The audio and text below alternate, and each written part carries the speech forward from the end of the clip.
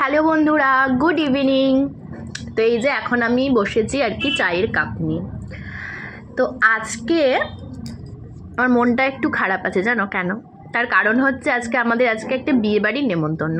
সেটা একটু দূরের রাস্তা। আমার শাশুড়ি মা চলে গেছে, দুপুরবেলাতে আর কি গিয়েছে। আর আমার বর আর কি যাবে হচ্ছে রাত্রেবেলাতে।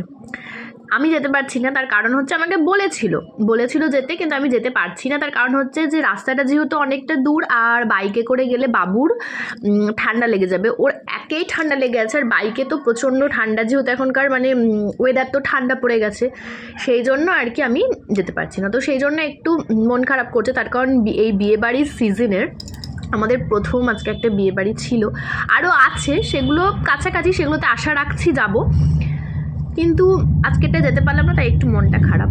তো কিছু করার নাই, চলো, ছোট বাচ্চা থাকলে অনেক কিছু স্যাক্রিফাইস করতে হয়।